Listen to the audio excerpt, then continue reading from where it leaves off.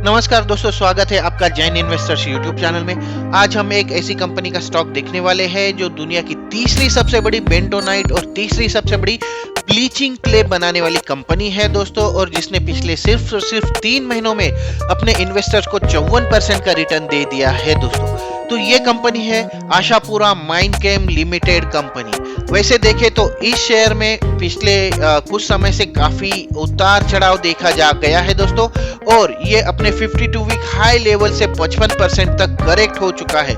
लेकिन पिछले कुछ समय से इसमें तेजी देखी जा रही है और पिछले एक हफ्ते में ये शेयर 14% की बढ़ोतरी दर्ज कर चुका है दोस्तों। तो चलिए देखते हैं इस कंपनी के बारे में थोड़ा सा विस्तार से। आज हम देखेंगे दोस्तों कंपनी के बिजनेस का ओवरव्यू, प्रोडक्ट का पोर्टफोलियो, इसके बाद financial overview, quarterly results, yearly results पर भी नजर डालेंगे दोस्तों। इसके बाद पॉजिटिव और नेगेटिव पॉइंट्स के बारे में बात करेंगे, की फैक्टर्स, जेवी, कैपेक्स, एक्विजिशन, फ्यूचर प्लान्स, इन सारी चीजों पर नजर डालेंगे और अंत में देखेंगे टारगेट प्राइस। तो अंत में जरूर बने रहिएगा और मेरे वीडियो को पूरा देखिएगा, बीच में स्किप मत कीजिएगा, क्योंकि बीच में काफी ऐसी इंपॉर्टेंट जानकारी मैं आपके साथ शेयर करने वाला हूं जो आपको हेल्प करेगी इस शेयर के बारे में डिसाइड करने के लिए या आपकी इन्वेस्टमेंट स्ट्रेटजी डिसाइड करने में दोस्तों। तो चलिए मुड़ते हैं वीडियो की ओर। बिजनेस ओवरव्यू की बात अगर करें तो सबसे पहले देखिए दोस्तों, आशापुरा माइनकेम लिमिटेड जो है इसको शुरू किया गया था 19 फरवरी 1982 में। इसके साथ साथ ये अलग अलग खनिज, इसके बाद इसके डेरिवेटिव प्रोडक्ट्स के खनन, निर्माण और व्यापार में लगी हुई कंपनी है। कंपनी साबुन से लेकर स्टील तक, ऊर्जा से लेकर खाद्य तेल तक, धातु से लेकर दवाई और सीमेंट से लेकर सिरेमिक तक कई उद्योगों में अपनी प्रेजेंस है, कंपनी का प्रेजेंस है। और ये बहु खनिज सॉल्यूशन जो है वो प्रोवाइड करती है दोस्तों, मल्टी मेटल सॉल्यूशंस प्रोवाइड करती है। कंपनी का संचालन या ऑपरेशन जो है वो अखिल भारतीय मतलब पूरे भारत में फैला हुआ है और भारत के साथ साथ 7 देशों में भी फैला हुआ है दोस्तों। अगर आप अगर आप स्क्रीन पर देख पा रहे हैं दोस्तों, तो दुनिया की तीसरी सबसे बड़ी बेंटोनाइट और क्ले प्रोड्यूसर है, ये ब्लीचिंग क्ले प्रोड्यूसर कंपनी है। इसके साथ साथ इंडिया की सबसे बड़ी रिफैक्टरी मटेरियल की प्रोड्यूसर है। प्रोपेंट्स की इंडिया की सबसे बड़ी प्रोड्यूसर भी है ये कंपनी। अगर इसके उत्पादों का एप्लीकेशन या फिर कहाँ इसके उत्पाद यूज होते हैं वो अगर देखें तो aluminium industry, foundry industry, cosmetics industry, metal और पैलेटाइजेशन इंडस्ट्री, कंस्ट्रक्शन इंडस्ट्री और पेपर इंडस्ट्री में इसके जो प्रोडक्ट्स है उनको यूज किया जाता है। इसके साथ साथ अगर देखें तो ग्लोबली बोल रहा हूं दोस्तों, बॉक्साइट एक्सपोर्ट में इस अकेली कंपनी का जो हिस्सा है वो 15% का मार्केट शेयर है और भारत में केओलिन की दूसरी सबसे बड़ी प्रोड्यूसर है दोस्तों ये कंपनी। काफी फैला हुआ बिजनेस इस कंपनी का है दोस्तों। अगर इसके प्रोडक्ट पोर्टफोलियो की बात करें तो इसके प्रोडक्ट पोर्टफोलियो मुख्य रूप से माइनिंग यानी कि खनिज प्रसंस्करण और रसद में शामिल है इसके प्रोडक्ट्स। कंपनी के लगभग सभी उत्पाद जो है वो प्राकृतिक अयस्क, जिसे हम नेचुरल ओर्स कहते हैं, या योजक यानी कि एडिटिव्स है जो अंत उत्पाद यानी कि एंड प्रोडक्ट्स का एक हिस्सा बनते हैं दोस्तों। अगर इसके मुख्य प्रोडक्ट कैटेगरीज की बात करें तो इसमें दोस्तों इंडस्ट्रियल फंक्शनल मिनरल्स है, एडवांस रिफ्रैक्टरी मटेरियल्स है, hydrocarbon exploration solutions, absorbent solutions, white performance minerals, इसके साथ साथ super speciality refined mineral products और बिल्डिंग मटेरियल्स एंड केमिकल्स शामिल है दोस्तों इसके प्रोडक्ट पोर्टफोलियो में। अब कंपनी के प्रेजेंस की अगर बात करें तो कंपनी के डिस्ट्रीब्यूशन नेटवर्क्स की सबसे पहले बात करते हैं दोस्तों। अगर देखें तो कंपनी के उत्पादों की बिक्री और वितरण 3 राज्यों से किया जाता है, गुजरात, राजस्थान और मध्य प्रदेश, भारत के।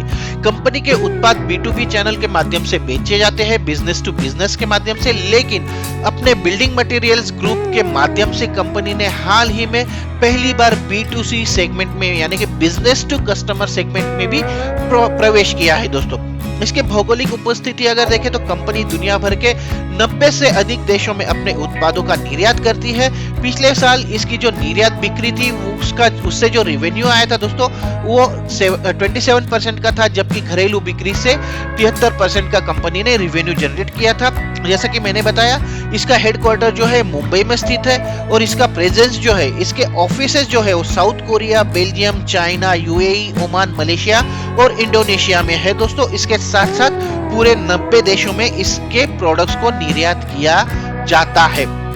चलिए आगे बढ़ते हैं, आगे बढ़ के देखेंगे कंपनी के फाइनेंशियल्स के आंकड़े। अगर फाइनेंशियल के आंकड़े देखें दोस्तों तो इस पर काफ़ी कुछ निर्भर होता है और उसके हिसाब से आप अपने डिसीजंस ले सकते हैं। तो चलिए आगे बढ़ के देखेंगे सबसे पहले इसमें फाइनेंशियल ओवरव्यू। अगर फाइनेंशियल ओवरव्यू की बात करें तो मार्केट कैप जो है 1047 करोड़ रुपए का, कंपनी के शेयर की करंट प्राइस 114 रुपए, हालांकि ये 175 रुपए तक जा चुकी थी। इस साल 52 वीक का हाई वही है और ये लो जो है वो 70.8 रुपए का है। स्टॉक का भी 12.8 रुपए 8 का है और इंडस्ट्री पी 10.6 का है। अगर देखें तो उस हिसाब से ये शेयर एक अच्छी लेवल पर अभी भी मौजूद है। आरओसी 12.3 और आरओई जो है वो 15.1% का है। तो ये आंकड़े ठीक ठाक नजर आ रहे हैं। बुक वैल्यू 63 रुपए की है, डिविडेंड भी प्रोवाइड करती है, 0.44% की डिविडेंड यील्ड, फेस वैल्यू है कंपनी के शेयर की 2 रुपए की। प्रॉफिट ग्रोथ हालांकि पिछले एक साल में इतनी अच्छी नहीं रही है, लेकिन ईपीएस कंपनी के शेयर का है 9.77 रुपए, लेकिन सेल्स ग्रोथ जो देखे तो लगभग 16% से बढ़ी है पिछले एक साल में। और पिछले 5 सालों में भी ये कंसिस्टेंट परफॉर्मर रही है, लगभग 9% की इसकी सेल्स ग्रोथ रही है पिछले 5 सालों में। और प्रॉफिट ग्रोथ जो पिछले 5 सालों की है 25.4% की रही है दोस्तों। तो एक कंसिस्टेंट परफॉर्मर देखी जा सकती है। अगर डेट देखें तो 655 करोड़ रुपए का डेट है कंपनी का। असेट जो है कंपनी की 1370 करोड़ रुपए की है और डेट टू इक्विटी रेशियो आ रहा है 1.14% का, 1.14 का।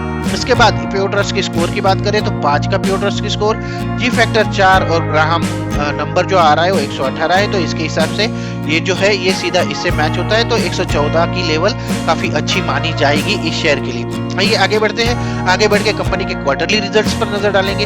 अगर यहाँ पर हम देखेंगे दिसंबर 2021, सितंबर 2022 और दिसंबर 2022 के रिजल्ट अगर देखें तो 225 करोड़ रुपए का सेल्स रहा था कंपनी का दिसंबर 2021 में, यानी कि पिछली साल की सेम तिमाही में। उसके बाद सितंबर 2022 में इसमें कमी देखी गई और 198 करोड़ रुपए का रहा, लेकिन पिछली जो दिसंबर 2022 है इसको काफी अच्छा गया है, 535 करोड़ रुपए का इसका टोटल सेल्स रहा है दोस्तों। ऑपरेटिंग प्रॉफिट पिछले साल ये कंपनी लॉस में थी, 28 करोड़ रुपए का लॉस हुआ था कंपनी को ऑपरेटिंग प्रॉफिट के हिसाब से।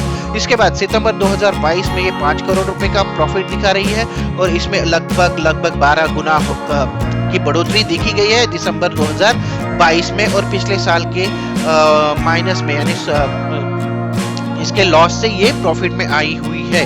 अगर नेट प्रॉफिट की बात करें तो 20 करोड़ रुपए का लॉस दिखाया था कंपनी ने दिसंबर 2021 के तिमाही में, जो 6 करोड़ रुपए का प्रॉफिट हो गया सितंबर की तिमाही में। और अब इस साल इसमें लगभग 29 करोड़ रुपए का प्रॉफिट देखा जा रहा है दोस्तों। पिछले तिमाही के मुकाबले भी इसमें 5 गुना की बढ़ोतरी हो चुकी है। आइए आगे बढ़ते हैं, ईयरली रिजल्ट्स की बात कर लेते हैं। अगर मार्च 2021 की बात करें तो 1148 करोड़ रुपए का टोटल रेवेन्यू रहा था, जो मार्च 2022 में 1278 करोड़ रुपए हो गया था और ये साल ऑलमोस्ट खत्म हो चुका है। तो 1466 करोड़ रुपए का सेल्स दिखा रही है कंपनी इस साल में भी। अगर इसके नेट प्रॉफिट की बात करें तो 87 करोड़ रुपए दिखाया था इसने पिछले दोनों सालों में इसका नेट प्रॉफिट जो है, लेकिन इस साल थोड़ी सी कमी देखी जा रही है, 82 करोड़ रुपए का इसका नेट प्रॉफिट रहा है दोस्तों। आइए आगे बढ़ेंगे, आगे बढ़ के कैटेगरी वाइज रेवेन्यू ब्रेकअप पर नजर डालेंगे। बेंटोनाइट से जो इसको रेवेन्यू प्राप्त होता है वो 32% का है, बॉक्साइट से 20% का है, कैलक्लाइंट चाइना क्ले से 21%, इसके साथ कैल्शियम कार्बोनेट से 14%, चीनी मिट्टी काओलिन से 13% का रेवेन्यू ये कंपनी जनरेट करती है दोस्तों। अब आगे बढ़ते हैं, आगे बढ़ के शेयर होल्डिंग पैटर्न की बात करेंगे। अगर देखें तो शेयर होल्डिंग पैटर्न में इसके प्रमोटर्स के शेयर होल्डर में लगातार बढ़ोतरी यहाँ पर देखी जा रही है। अगर देखें तो 45.22% का शेयर होल्ड करते हैं इसके प्रमोटर्स। इसके बाद फॉरेन इन्वेस्टर्स इसमें काफी इंटरेस्टेड नजर आ रहे हैं। हालांकि पिछले 2 सालों में इसमें 3 सालों में इसमें थोड़ी बहुत कमी देखी जा रही है, लेकिन पिछली तिमाही के मुकाबले इसमें स्लाइड सी बढ़ोतरी देखी गई है और इनकी हिस्सेदारी जो है 16.35% की है। डोमेस्टिक इन्वेस्टर्स इतने इंटरेस्टेड नहीं है, जो 0.14% की उनकी हिस्सेदारी है और 38.29% का जो है स्टेक वो पब्लिक के हाथों में है दोस्तों। आगे बढ़ेंगे, आगे बढ़ के की फैक्टर्स पर नजर डालेंगे दोस्तों। की फैक्टर्स वही होते हैं जिनके बेसिस पर शेयर की आगे की जो मूवमेंट है वो डिसाइड होती है या फिर शेयर का फ्यूचर डिसाइड होता है और उसकी टारगेट प्राइस डिसाइड होती है दोस्तों। आइए सबसे पहले इसमें देखेंगे पॉजिटिव पॉइंट्स। लेकिन पॉजिटिव पॉइंट्स देखने से पहले दोस्तों, अगर आपको मेरे वीडियोस पसंद आ रहे हैं तो इन्हें लाइक जरूर कीजिए, और अगर अभी तक आपने मेरे चैनल को सब्सक्राइब नहीं किया है, आप मेरे चैनल पर नए हैं और चैनल से जुड़ना चाहते हैं, तो इसे सब्सक्राइब जरूर कर लीजिए। साथ ही बेल का आइकॉन प्रेस कर दीजिए और ऑल का ऑप्शन सिलेक्ट कर लीजिए, क्योंकि ऐसी ही बहुत सी नई नई बातें, नए नए शेयर्स के बारे में मैं आपके साथ शेयर करने वाला हूं, जो आपको मदद करेगी आपकी इन्वेस्टमेंट स्ट्रेटेजी डिसाइड करने में दोस्तों। तो चलिए मुड़ते हैं वीडियो की ओर और देखते हैं कंपनी के पॉजिटिव और नेगेटिव पॉइंट्स। अगर यहाँ पर देखें तो कंपनी को ये तिमाही जो है वो काफी अच्छी जाने की उम्मीद है। इसके साथ साथ पिछले 5 वर्षों की कंपनी के जो प्रॉफिट ग्रोथ है, जैसा कि मैंने हाईलाइट किया दोस्तों, 25.4% के CAGR से बढ़ी है, जो काफी अच्छा नंबर है। और इसके साथ साथ देनदार दिनों यानी कि डेटर डेज में 127 से लेकर 88.6 दिनों का सुधार हुआ है। पिछली तिमाही में 127 दिन थे, जो अब 79 दिन के करीब आ चुके हैं दोस्तों। इसके साथ साथ अगर इसके निगेटिव पॉइंट्स भी देखें तो निगेटिव पॉइंट्स में देखिए 438 करोड़ रुपए की आकस्मिक देनदारियां यानी कि कंटीजेंट लायबिलिटीज है। इसके बाद प्रमोटर ने अपनी होल्डिंग का 55% गिरवी रखा हुआ है। ऑलरेडी प्रमोटर्स की जो होल्डिंग है वो ऑलमोस्ट 45% के करीब है। उसमें से भी कंपनी ने इसके प्रमोटर्स ने 55% जो है उनको गिरवी रखा है दोस्तों, उनको प्लेज किया हुआ है। तो ये थोड़ा सा काफी नेगेटिव पॉइंट्स यहाँ पर नजर आ रहा है। इसके साथ साथ इसका जो इनकम है या आय है उसमें 77.2 करोड़ रुपए है। ये अन्य आय की तरफ से आए हैं, इनके ऑपरेशंस की तरफ से नहीं आए हैं दोस्तों। तो जब भी आप इस शेयर पर कुछ मूवमेंट करें दोस्तों, इन सारे पॉजिटिव और नेगेटिव पॉइंट्स को ध्यान में जरूर रखिएगा। अब चलिए आगे बढ़ते हैं और की फैक्टर्स पर, एक्विजिशंस और फ्यूचर प्लान्स पर नजर जरूर डालेंगे दोस्तों। कंपनी ने पिछले साल एक अधिग्रहण किया था, एक्विजिशन किया था। कंपनी की रसद यानी कि और बंदरगाह यानी कि पोर्ट गतिविधियों को मजबूत करने के लिए कंपनी ने Mrs Shantilal multiport infrastructure private limited के प्रत्येक 10 रुपए कीमत के 6,63,690 इक्विटी शेयरों का अधिग्रहण किया। इस अधिग्रहण के बाद कंपनी की जो इस कंपनी में Mrs Shantilal multiport infrastructure private limited company में जो हिस्सेदारी थी वो बढ़कर 50% हो गई, और इसकी वजह से ये एक इनकी सहयोगी कंपनी बन गई या फिर जॉइंट वेंचर बन गई, ऐसा आप कह सकते हैं दोस्तों। अगर इसके अपकमिंग प्रोजेक्ट्स पर नजर डालें यानी फ्यूचर प्लान्स की बात करें तो फ्यूचर प्लान्स में कंपनी ओमान और गिनी में ऑपरेशन स्थापित करके अपने विदेशी संसाधन आधार में विविधता लाने की कोशिश कर रही है दोस्तों। और इसके साथ साथ कंपनी ने ब्लीचिंग अर्थ ट्रायल के लिए पायलट स्केल फैसिलिटी, जिसकी क्षमता है 200 किलो, ये भी बनाई है। और पायलट प्लांट में पॉलीमर के छोटे पैमाने पर प्रसंस्करण के लिए तैयारी की गई है दोस्तों। इसके बाद अगर इसके टारगेट प्राइस के बारे में बात करें तो सबसे इंपॉर्टेंट चीज ये है कि दोस्तों कंपनी का पास्ट परफॉर्मेंस काफी अच्छा नजर आ रहा है। इसका प्रॉफिट ग्रोथ पिछले 5 सालों का लगभग 25% का है, जो काफी अच्छा नंबर है। एक बात तो समझ में आ रही है कि कंपनी एक एग्रेसिव प्लान लेकर भी आगे बढ़ रही है, क्योंकि दोनों जो एक एक्विजिशन किया है कंपनी ने और जो फ्यूचर प्लान जो बना रही है कंपनी, वो काफी अच्छे नजर आ रहे हैं। और इनके वजह से इसके प्रॉफिट और सेल्स के आंकड़े जो है वो काफी उछल चुके हैं दोस्तों। ओवरऑल बीते 3 महीनों में इसने 54% का शानदार रिटर्न दिया है, लेकिन इतना भागने के बाद थोड़ा सा कंसोलिडेशन फेज यहाँ पर नजर आ सकता है, क्योंकि 3 महीनों में 54% और 6 महीनों में 31% का उछाल इसके शेयर्स में देखा गया है। लेकिन फिर से मैं बता दूं कि 52 वीक से ये अभी भी 55% डाउन पर ट्रेड कर रहा है। अगर अच्छा उछाल देखा जाता है तो ये एक अच्छा एंट्री लेवल हो सकता है दोस्तों। ऐसे में अगर आपने इस शेयर में इन्वेस्ट करने का मन बना ही लिया है तो मैं यही सजेस्ट करूंगा कि इसको थोड़ा थोड़ा करके अकोमोडेट करें, क्यों ताकि किसी भी निगेटिव सिचुएशन का ज्यादा इम्पैक्ट ना हो, और इसको स्टॉप लॉस लगाकर जरूर खरीदे दोस्तों, ताकि आप ज्यादा नुकसान ना झेले और आप अपने इन्वेस्टमेंट में मुनाफा कमा सके।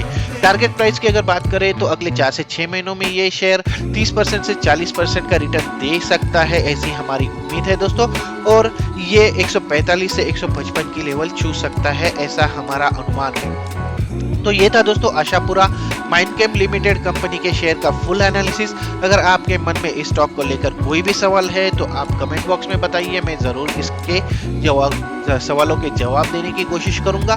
आशा करता हूं कि ये वीडियो आपके काम आएगा, आपको पसंद आएगा, आगे की स्ट्रेटेजी डिसाइड करने के लिए आपकी हेल्प करेगा। तो आज के वीडियो में बस इतना ही दोस्तों, मिलते हैं अगले वीडियो में एक नए शेयर के साथ, एक नई जानकारी के साथ। तब तक के लिए नमस्कार।